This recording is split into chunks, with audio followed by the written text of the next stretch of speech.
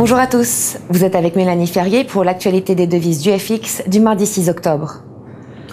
Aujourd'hui, le dollar américain s'est raffermi par rapport à la plupart des principales devises en raison de l'inquiétude à propos de la crise de la dette en Europe qui s'est révélée plus élevée par rapport aux estimations des données économiques américaines. En même temps, l'ISM manufacturier aux États-Unis est sorti à 51,60 contre une prévision de 50,50. Wall Street a clôturé en négatif, le Nasdaq chutant de 3,29% et le Dow Jones de 2,36% en raison de la forte préoccupation face à la crise de la dette en Grèce et de la Bank of America Corp. Le pétrole brut a baissé de 2,68% pour clôturer à 76,20$ le baril sur l'assumption que la Grèce manquera au paiement de sa dette, ce qui ralentira la croissance économique mondiale et amènera à une moindre consommation de carburant. L'or a augmenté de 1,90%, clôturant à 1661$ l'once.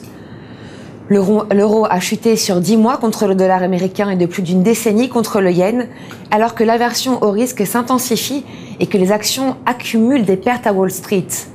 La paire euro-dollar américain s'est échangée un minimum de 1,3162 et un maximum de 1,3380. Aujourd'hui, le président de la BCE, Jean-Claude Trichet, devrait prendre la parole.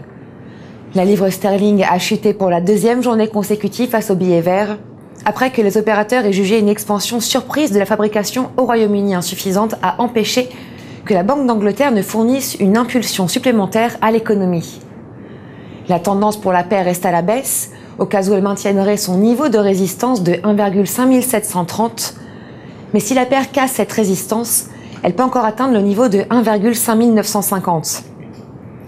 Le dollar américain a chuté face au yen après que la Banque du Japon ait déclaré aujourd'hui que son indice trimestriel d'attitude des consommateurs s'est accru à 2 en septembre, à partir de -9 en juin.